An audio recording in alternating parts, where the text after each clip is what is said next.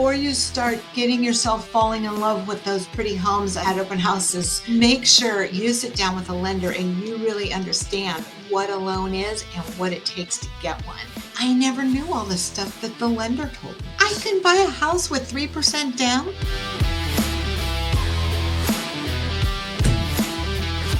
Hello. So somebody asked me the other day, so can I go to an open house without a realtor? I was like, yes, of course you can go to open house anytime you want. In fact, the more the merrier, right? Because the more houses you go to, the more you kind of know what's in the cities and the market that you're maybe thinking of moving to.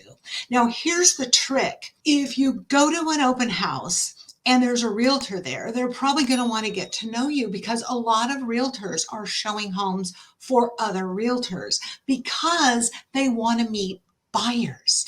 So they might try to want to meet you. So if you already have a realtor and you love and adore your realtor and you're going to work with your realtor, just tell the realtor that's doing the open house, hey, we already have a realtor, and they'll leave you alone.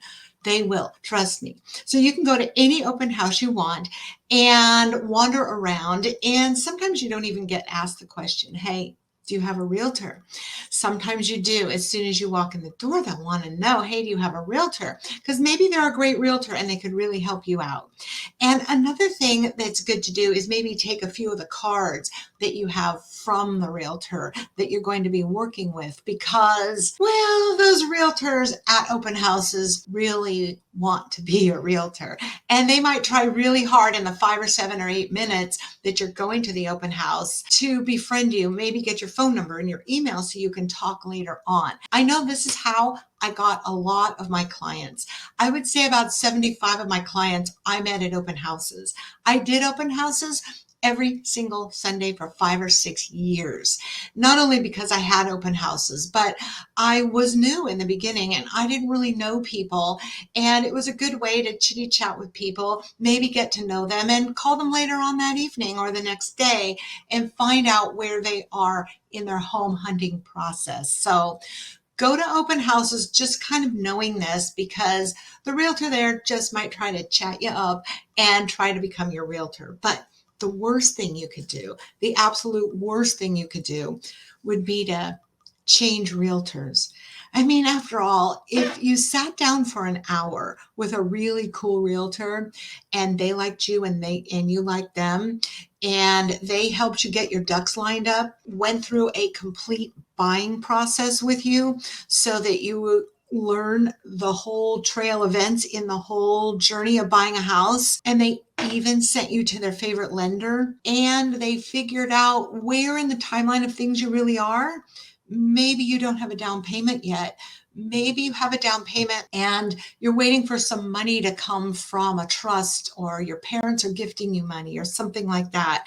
And you're kind of waiting for these things to happen because your realtor warned you that you better get all that money in the bank and get yourself ready, like ready to buy a house before you go looking for houses.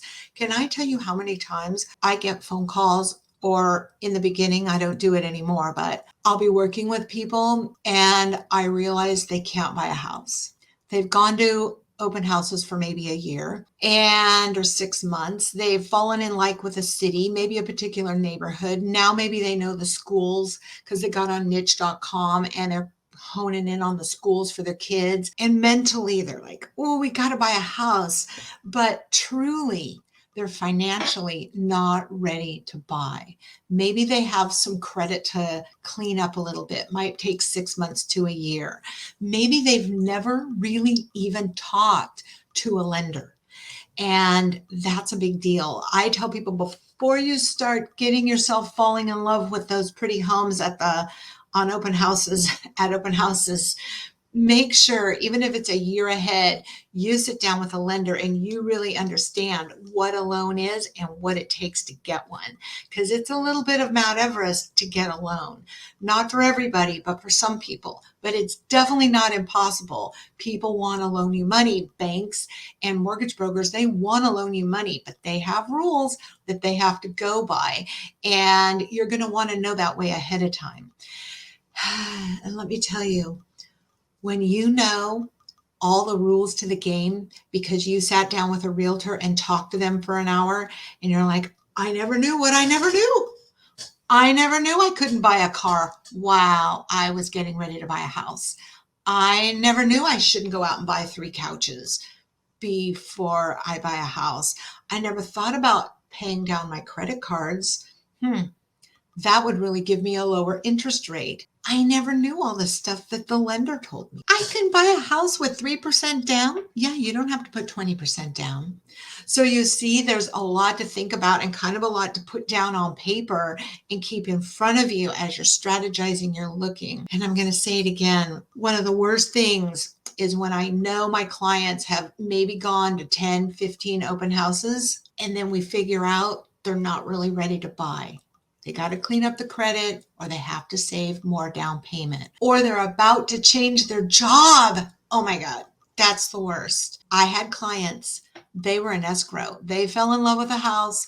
They loved that house. They put in an offer and they won the offer. And in the middle of escrow, he took a new job, and that blew the loan right out of the water. They couldn't buy because it was a completely different job than he'd had. Now, if you're changing jobs within your company, that cannot hinder the lending process as much. I'm not a lender, so you don't want to ask me all these questions, but I've learned along the way because I've fell into the pit like a lot of people do. But now that I'm many, many years in the business, why, I could sit on here and tell you 2 hours worth of stories that I either hear from my fellow realtors of people that had to fall out of escrow because they went and got a new job and now the bank won't lend to them. Don't let it happen to you. Learn as much as you can about buying a house from a real live realtor that works full time and a lender way before you actually get serious. I don't want you falling in like with the house and then you're all sad when you have to pass it up because you need another 4 months, 5 months to get your ducks lined up. All right? Go to the open houses. It's all good, but don't get your heart set on buying until you meet with your realtor and a lender. And it's good to do it far, far in advance. Hey, and if you like this video and it helped you a little bit, give me a thumbs up and hit that subscribe button. Watch the next video coming up right here.